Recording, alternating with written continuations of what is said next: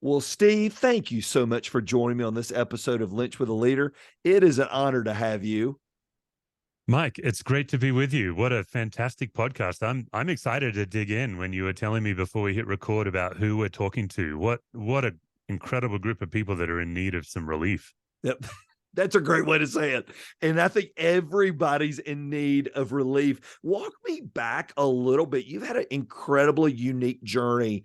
You met Christ not because mom and dad raised you in a Christian home and you went to church every Sunday. Walk everybody back to where your faith journey began and even how it plays into who you are today. Yeah. Yeah, I was a teenager and I couldn't have used this wording at the time, but I definitely felt lost. Mm. And what's interesting is I have a suburban, boring, beige, khaki pant, minivan type testimony. I'm a pretty boring guy. I never had a drink of alcohol, never had any cigarettes, but emotionally, I just felt lost. Mm. And my older sister, 3.5 years older than me, she was in high school, and the local Church of Christ had a new preacher come from the East Coast, and his daughter, or one of his daughters, named Elaine, was just this natural, vivacious, very kind evangelist. And next thing you know, all her friends are starting to come to the church, including my sister. And there was a whole wave of baptisms of these kids. And then many of those kids started reaching their siblings, and I was one of them. So my sister led me to Christ when I was 14. And it was palpable for me, Mike. I remember I felt like, man, this is what it feels like to be home. And I think just like existentially, as much as a kid can be that way, just the simple idea that there is an all-powerful God who I had always believed in, but never done anything about, who knew my name and who loved me, that was profound for me. So yes, I became a Christian as a teen. My parents, who are classic Aussies, just salt of the earth, very good people, at the time, they were really aggressively shutting down our church involvement. And at the time, we're angsty teenagers. We're convinced that they're persecuting us for our faith.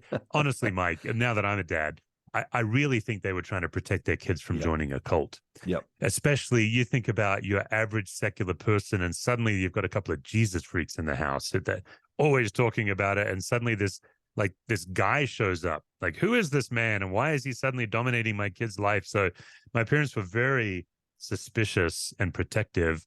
And oddly, that really forged our faith. My sister and I Wow. really buckled down together. But our youth group was remarkable. There was about 30 kids in the youth group. About 27 of us came from completely secular backgrounds. So it was unique for sure. What do you think? You look back at that and you think of Elaine living out her faith like she did, just that contagious, and I love how you said it, it's that contagious faith of hers. Yeah. What is different about your life if you don't meet Christ? If your Oh my sister goodness. doesn't meet Elaine and Elaine's influence over her and your sister's influence over you, what do you think would be different about you? Oh my goodness. I would have unbridled ambition. I would have to be the most important guy in every room. Um, I remember even some of those early years as a Christian, so insecure and desperate for someone to like me and laugh at my jokes. And it got pretty dark. If somebody didn't laugh at one of my jokes, I would then turn my attention on that person and laugh at them. And just, I think my dark shadow side that we all have would be unbridled. Mm. And I'm sure I would be a country vet somewhere in Western Australia. That was my dream, to be a rural vet. I just wanted to deliver calves and sheep, and so to be a farm vet, I would have been living on a farm and probably pretty happy with that. But boy, that underbelly, right, I think would have probably destroyed me. And it really changed the whole trajectory of your life. You meet Christ and you go on to Bible college, correct? Right out of high Yeah. school. Yeah, Wow. I actually went from high school. I went to university to become a vet, and it's all I had ever wanted to do with my life. And then 6 weeks in, I was miserable. I mean, I had one dream, and that was to be a farm vet. And here I am in veterinary school, like, this is not what I thought. And it really was God making me restless.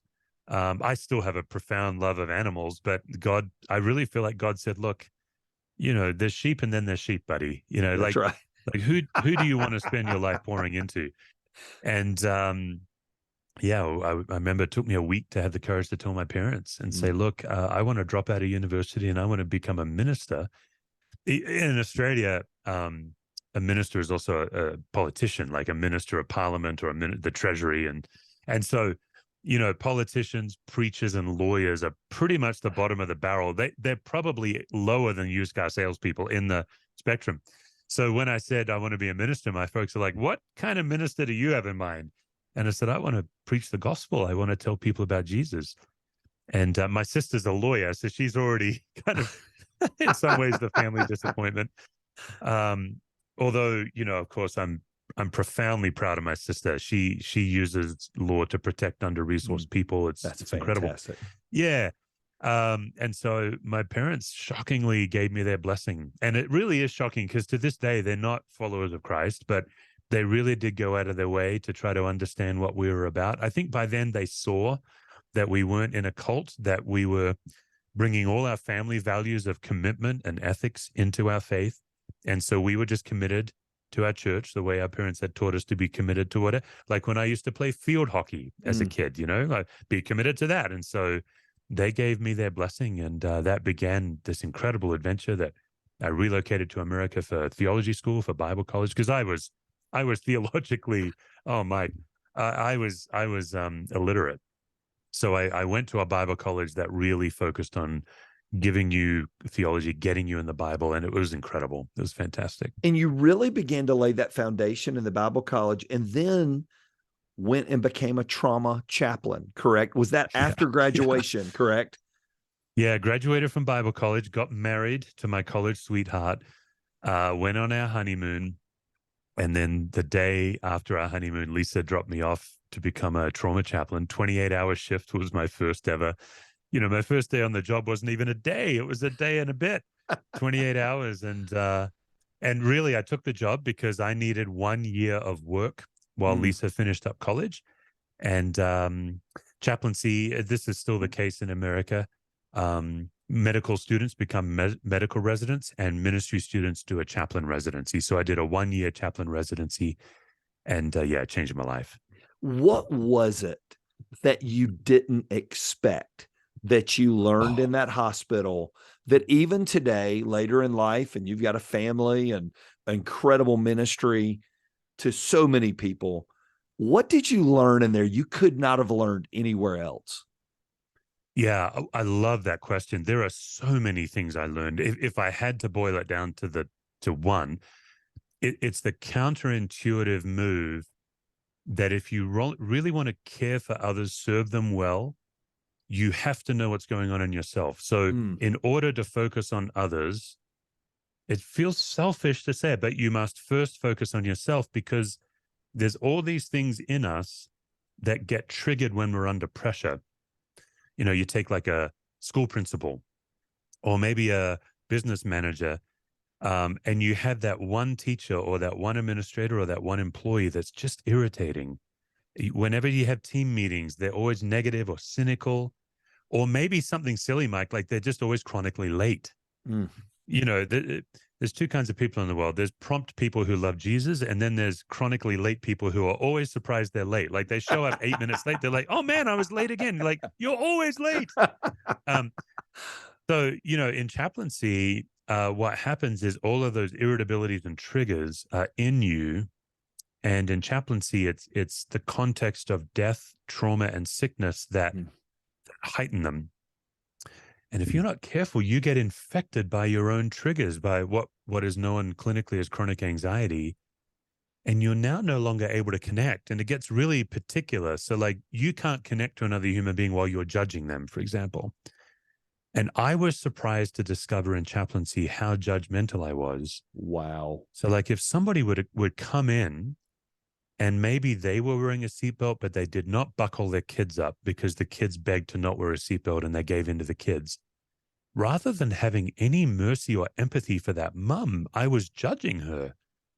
These kids are in the ER fighting for their lives. And here I am judging this mother because in the Cuss family, like wearing a seatbelt is number one. Like, Mike, for real, if I turned out to be a serial killer, which I'm Yeah. not, like, it's okay. But if I did, my parents would say, well, was he wearing a seatbelt as he drove to murder That's those right. people? Because if he was wearing a seatbelt, not so bad. Like, that's Yep. how seriously in the Cuss family. And so I never would have imagined that I have all of these things under the surface, or as well as fears. Um, someone coming through the gurney in the ER, and my first thought is, oh, please God, don't let it be my wife, Lisa. Mm. Well, all of that comes to the surface, and I cannot connect to people when I'm busy throwing a little party that is not my wife. So this is true in whatever context you're in. It just so happens that chaplaincy or death and trauma, they're kind of like a boot camp for all of this. But that's my number one lesson. If I want to really help others, I have to know what's going on in me. Because if I don't pay attention and take care of what's going on in me, I'm not helpful to God or to other people. And that's the lesson I continue to work through. How did you learn that? So it's one thing to recognize it. It's another thing to fix it. And it's another thing and it's not a one-time fix. It's an ongoing fix in your life. How did you Yeah. learn to see it and then unpack it and do something with that? Yeah, it's an interesting question. This is something I've been studying recently, because that chaplaincy journey was 25 years ago, and I'm still mining lessons out of it. But what I thought about recently, Mike, was I was like, okay, there's chaplains, there's counselors, there's social workers, and then there's like Red Cross disaster relief. If you think of these four groups of people, the one thing we have all been trained to do is restrain our impulses. And somewhere, because chaplaincy, they generally refuse to train you. It's more that they throw you in and then you debrief. It's a reverse training. They say, go do it. And now we're going to talk about it every morning for an hour and a half. So every morning, all the chaplain residents and the supervisors met together for 90 minutes, and we would debrief the day before. And what they were trying to do is help us become aware of ourselves so we could restrain our natural impulses and be more responsive than reactive. Mm. So a simple example, Mike, this is something I'm working on in my life right now.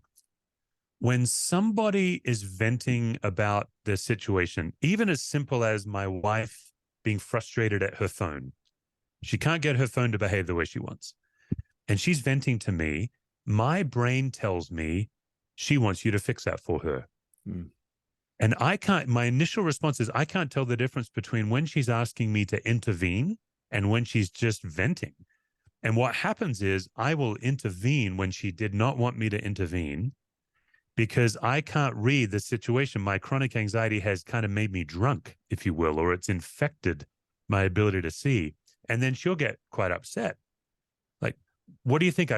And I've had, Lisa's done this to me. She's like, I need to work this out on my own. I need to figure this out. But here I am saving the day because there's something in me that loves to be the hero, especially for my wife. I love to help my wife.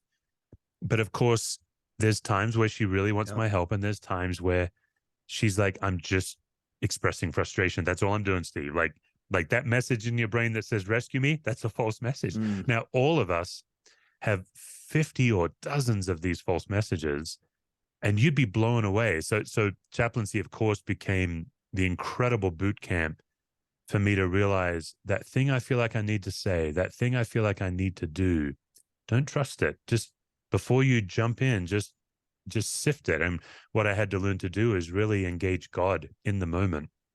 And it only takes 30 seconds. It's not a long process, just to feel that reactivity, to name it. That's why I called it managing leadership anxiety, because you'll never eliminate it. I still work on this today, but I can manage it instead of it managing me, and say, do they really need me to say something right now? Or do I need me to say something? And most leaders, it takes just a while to tell the difference. I think of just where so I lead a church staff. There's principals that lead schools. There's coaches that lead ball teams. There's business leaders that lead lots of employees. What are things they can learn from the unpacking you did as a chaplain? Because I think most people literally job start, they get thrown in, and they only get called in when something's bad.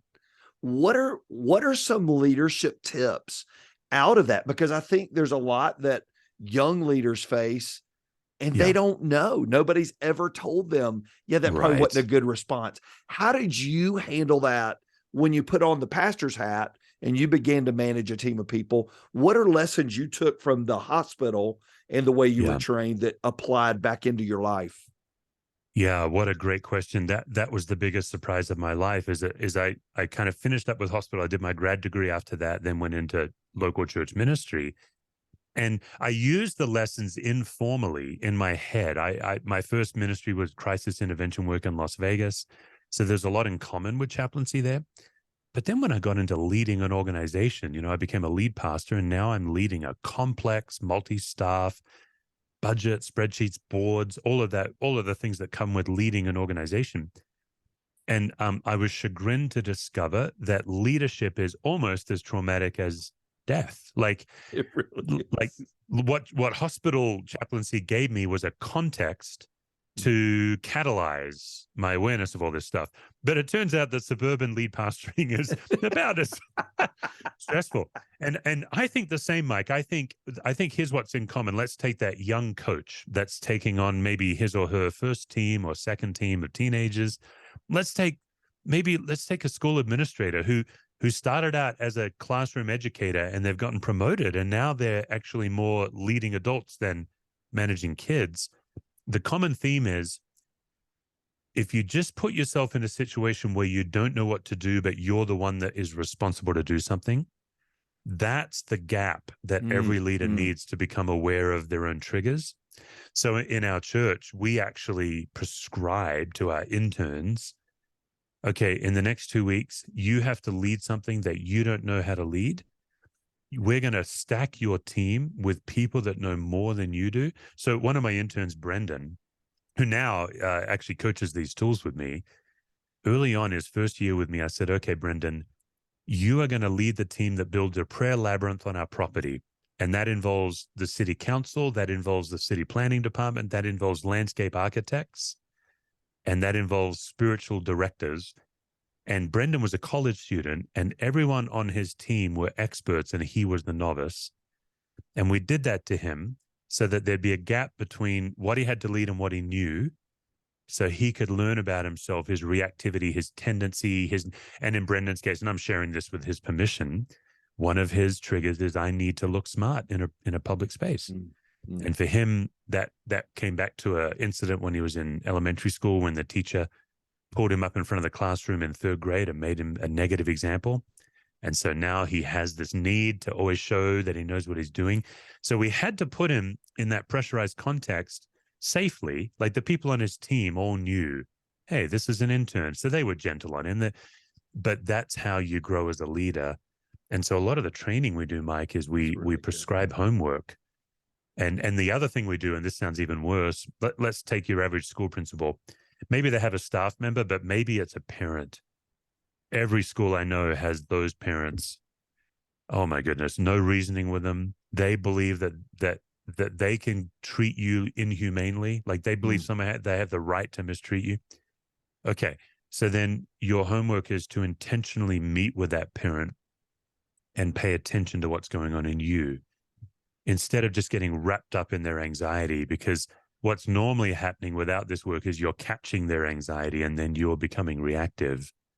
But if you do this practice, then you can practice becoming connected instead of infectious. And I make that sound easy. It's a hard journey, but those are some of the things we have people do. Do you still, now I want to dive into that and unpack it a little bit. Do you still struggle with it? Do you find, even now knowing all that you still find yourself getting sucked in to an anxious person's emotions and reacting out of it? For sure. We do a 2-year class at our church on this. Like, that's a long time. Wow. People sign up for 9 months and then they can re-up for another 9 months. So I guess it's 18 months. We take summers off and stuff, but what we tell them is like, hey, you never graduate from this. This is not something that you bank. It's more a way of being.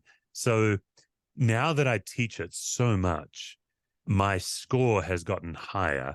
But when I was in the trenches of full-time ministry and I wasn't traveling and teaching this so much, I would live the way I'm telling you maybe 3 or 4 times out of 10. Mm. And that's a really good score. what happens, particularly for followers of Christ, we want everything to be 100%. We use language like all in, I'm sold out for Jesus. And I'm sure that's true. I have no problem with sold out language, all in language. I do believe Jesus invites us to give every fiber of our being to him and his sovereignty. Yes. But also, if you can just do it 10 or 15% of the time, that actually feels like relief. Mm. So my early students, we actually assign them to try to do it 1 out of 10 times. And we blame baseball. We're like, hey, your average batter, if they can hit the ball 3 out of 10 times at bat, right. they get paid millions of dollars to be failures 7 out of 10 times. So don't worry about it. And so the next book I'm working on is actually a spiritual growth book. And one of the things I'm going to say is, look, 1 out of 10 is an A. Mm. Our heart is sold out, but our life is not. We are actually filled with anxiety most of the time. And the only person that's surprised about that is us. God is not surprised. He only expects us to be human. So yes, I'm still practicing these things every day. And my score is probably higher now, but it's not 8 out of 10. It's probably 5 or 6 out of 10. That is so fascinating. You made a comment, I think this was from one of your mentors when you were in the hospital. Why are we always trying to gravitate from his power to be made perfect in our weakness? Why are we always trying to pull away and operate in a place that God wants us to learn from our weaknesses? Why is it so important that every Christ following leader knows that's not going away and there's incredible growth that can happen in our weaknesses? Yeah, I think this is such an important question. My theory is, I may be wrong on this, Mike, but my theory is in Western culture, we only know how to be in control. And the fact is, living by faith, following an invisible God, rooted in a historical event that's 2,000 years old, that's hard. But we've been living with ourselves for quite a while now. Mm-hmm. And so it doesn't take much for us, particularly in the West, where the entire momentum of culture is oriented to our safety, comfort, security. I just don't think we know how to live by faith well, because we do not have persecution like the historical church. And we had a plague called COVID, but it didn't bring us to our knees. It actually entrenched us into our rights. I think we failed. I think COVID was an opportunity to humble us, but instead we got more self-righteous. So we don't have persecution, we don't have plague, and we, as a general rule, most of us don't have poverty.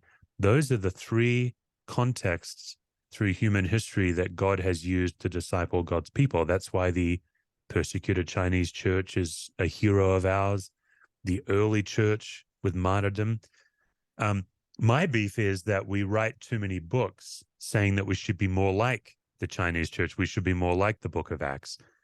I think that betrays a more nuanced understanding that we just have a different challenge in Western culture that's free. And so I think the short answer to your question is because we don't actually live by faith, we live by self. And I think what's important is to have that conversation without the guilt and shame that comes with it. Yeah. Just to very soberly say, I probably actually only follow God like 18 to 22% of my life, actually. Mm. And okay, well, what does it look like to follow God more often or deeper?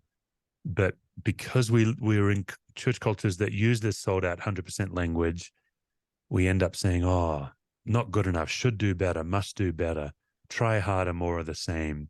And in what I've been trained in, systems theory, try harder and more of the same are signs that you're stuck in a pattern of no progress. So I think the path to discipleship is through noticing our anxiety, because I think anxiety is the sign that we're depending on ourselves, not on God. That's good.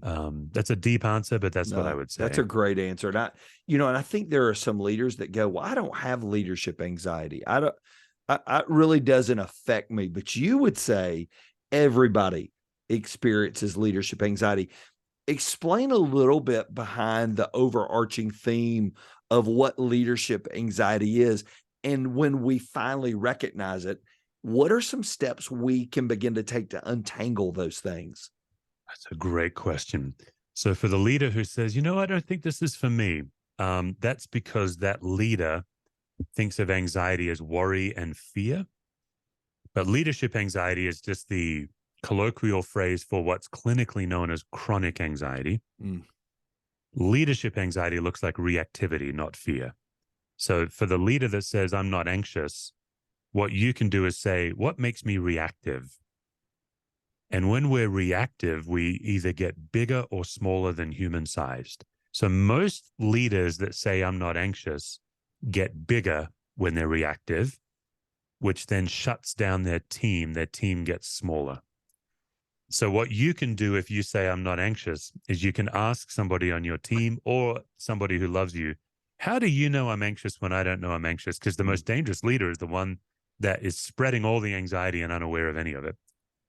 So clinically, chronic anxiety, it's a particular form of anxiety. What you have to do, Mike, is in our society today, on the one hand, I'm very happy that we're talking about anxiety. That's very good. But we're still talking about it so generally. Yep. The only way we're going to make progress is to get very specific because there's so many kinds of anxiety. So, for example, trauma is a genuine form of anxiety, but trauma is generated by an actual historical event in your life. Something happened to you, but chronic anxiety is generated by a false belief, not an actual event. And so, for example, for me, I believe that everyone I ever meet should like me. And I believe I must have that in order for me to be okay. I believe that if I'm in a room and you ask someone else a question and I know the answer, I believe I need to answer it, even though you didn't ask me. So we all have these core beliefs that drive chronic anxiety. And I call them false beliefs. Another way to think them through is false needs. And of course, chaplains here exposed all of these for me. Here's one for me, Mike. I believe that I'm supposed to make everyone feel better when they're upset.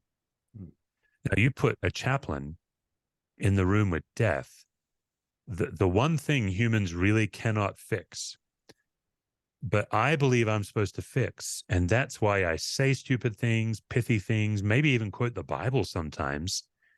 Not because the people need it, but because my false need is telling me you have to do this. So what that looks like, Mike, is I have to anxiously calm people down so I can be calm. And what I coach people to do is learn to calm yourself down, and then the other person may or may not calm down. Toddlers are a great gift for this. Just spend some time with toddlers when they throw a tantrum and notice your reaction. What I often do with a toddler is I'm anxiously trying to quieten them because I need that for myself. So chronic anxiety, some leaders, what they need is to always be in control. Some leaders need to always do it perfectly. Some need to always know the answer like me. Some need to always be there for people, and some always need approval. There's 5 general false needs of every human. So those are control, perfection, knowing the answer, being there for others, and approval. Those are what we call the big 5. And probably your typical leader that says, I'm not anxious, is probably either a control freak or a perfectionist. But if you're a perfectionist, all you have to do is pay attention to the voice in your head. What it's saying is it's never giving you credit for good work. It only ever says you could do better. That's not a way to relax into the goodness of God. That's what's biblically called self-righteousness. I don't remember who I had on, and they made a great statement. I think it was Karen Gordon, and she said the danger is if somebody has spoken negative into our lives, we turn their voice into our own voice, and it's our own voice saying you're not enough. You'll never get it right. Now, somebody else may have told us that, and we're already, I heard you share with Carrie Newhoff. It was so good about you think you can lunch people out of leaving your church. And I wanted to pull my car over and just confess, because I always feel like I can talk people out of things. Oh, I know that you've spent years processing this, but give me a 30-minute lunch with you and I can talk you out of this for 3 months before you leave again. That's right. If I were sitting in your office and I said, yeah, Steve, man, that is a struggle for me to feel like I always have to win people over by saying too many yeses. by packing my calendar. What Yeah. would you tell me that I need to begin to learn to pay attention to before I dive in to do any of those self-medicating things? That's good. Yeah. You do. It is very powerful to see if you can take these behavior, and sometimes you need a friend to help you with this. See if you can turn it into a belief statement. Mm. I believe that I can win everybody over if I use enough words. That would be something I believe. One of the triggers for me is being misunderstood. So I believe when you misunderstand me, I can use more words and you will understand me. Mm. So that's where I would start and then you have to write it out, because if you name things, you can tame things. Yep. So in the science of chronic anxiety, if you think about it, you won't change. But if you externalize in some way, what the Bible calls confession, That's right. write it out, tell a friend, but name it to tame it. And then, Mike, where things get really fun. I do workshops in all kinds of organizations. They'll have me come in and I'll do a 4 hour, a 6 hour, sometimes a 2 day workshop. And we get right into all of this, and people are practicing in the moment. And I know this sounds serious. We are having hysterical laughter. I bring goofy prizes. There's a whole science to how to actually change your behavior. So I've studied that science and I'll bring it. But where things get really real with people is when we do brave practice, is what it's called. So what you would have to do, Mike, is that person that is disgruntled, rather than trying to gruntle them, is what we teasingly call it. Like, I prefer gruntled people. I like gruntled people. Is what you do is you go meet with them and you refuse to explain yourself or convince. You simply meet to learn. I am just here to listen to your point of view. The person says, "Hey, I'm leaving." Oh, I would love to meet to learn why you're leaving and to bless you as you leave. But that impulse in me to convince, not doing it today. So you have to go bravely practice, and then you have to reflect and debrief on what was that like for me? I almost died. A simple example. I remember one of our worship leaders in our church. She was a young intern, and she was doing all these classes with us. We had one musician that was chronically late to practice. He'd always show up 15 minutes late, but he kind of flaunted it. Like, he would show up late and then just creep his way down the aisle to the stage to plug in. It was really obnoxious, but she's a chronic people pleaser.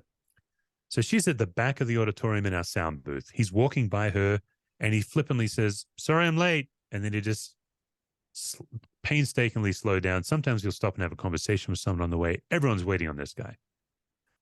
He's the one generating the anxiety. She's the one carrying it. And so her attempted solution is to say, "Oh, that's okay. You've probably had a busy day." She's letting him off the hook, because her belief is that's what Jesus calls us to do. We get really confused between being nice and placating in the gospel. So we coached her in all this. She named her belief. We said, "Okay, brave practice. This week, you have to tell him off when he's late." And so she tried it. He walks down the aisle and he stops. "Sorry, I'm late." And she couldn't do it. She couldn't say, "You know what? When you're late, everyone suffers and I'm fed up." So that was too much for her. So she just looked at him and she said, "Uh-huh," and gave him like a disapproving face. And what that's called is she put the anxiety back where it belongs. Now he's Wow. carrying his own anxiety. He walks down and she turns blood red. She's hyperventilating. She's literally hiding down in the AV booth because that was all she could do. But that one change made him on time for about 10 weeks. And then he became late again. It didn't last. But that's brave practice. So you have to be willing to put yourself in anxious situations and do the opposite of your impulse. And it's really powerful.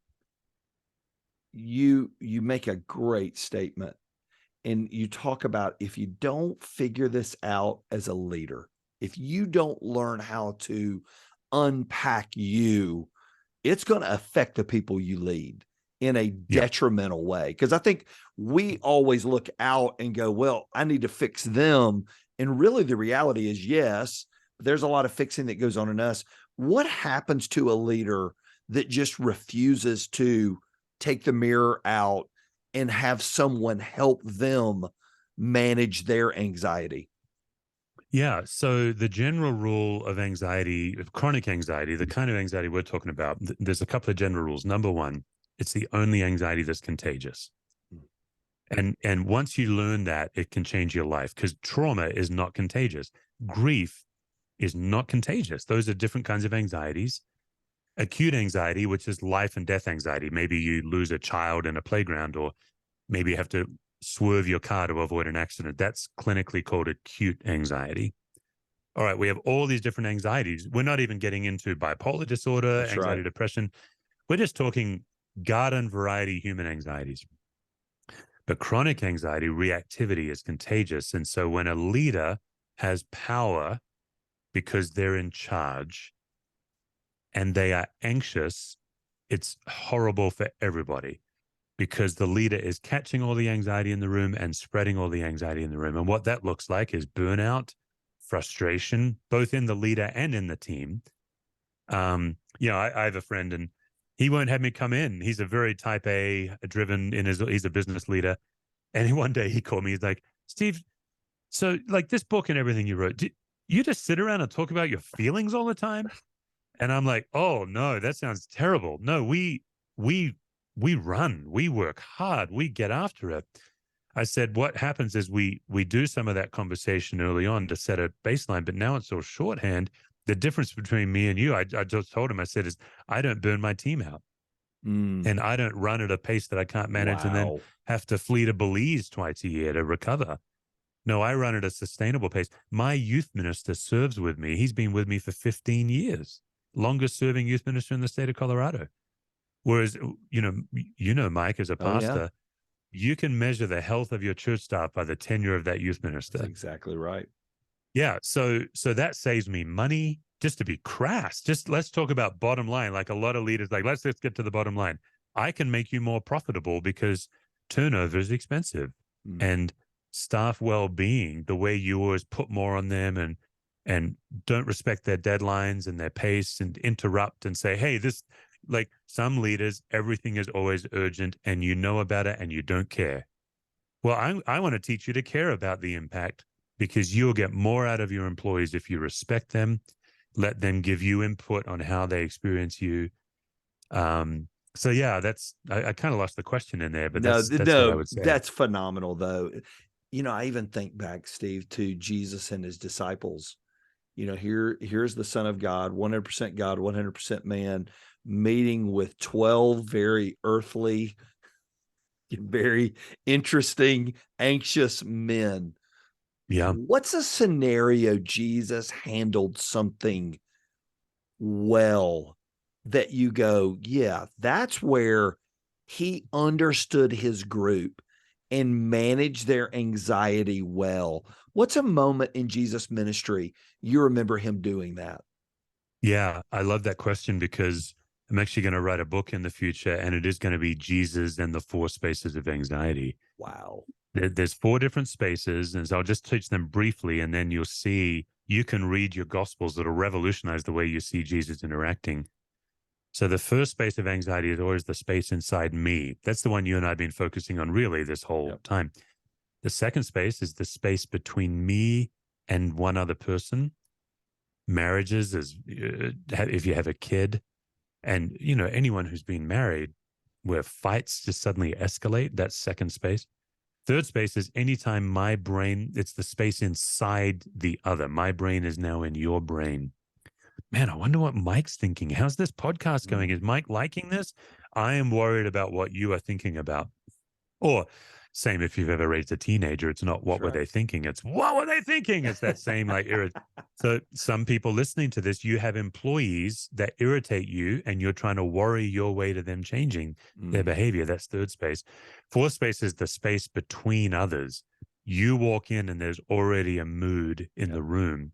Or sometimes you're in the room and Jim walks in and the room cools down, because when Jim ain't happy, ain't nobody allowed to be happy. Yep. No one's ever talked about it. Everyone secretly agrees to it.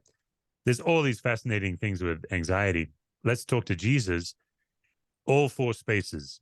He worked and ministered in all 4 spaces. The space inside him I find fascinating, because people really don't believe that most of Jesus' ministry was taking care of himself and out of the outpouring of that. So Mark 1:35 would be an example of when it was still early. Jesus got up, went to a quiet place and abided with the Father. Yeah. You can count the times that Jesus, I don't mean to be crass, but stepped over a sick person to get his disciples on a boat and leave the crowd. Like when we think of Jesus, we think he healed everybody. No, he didn't.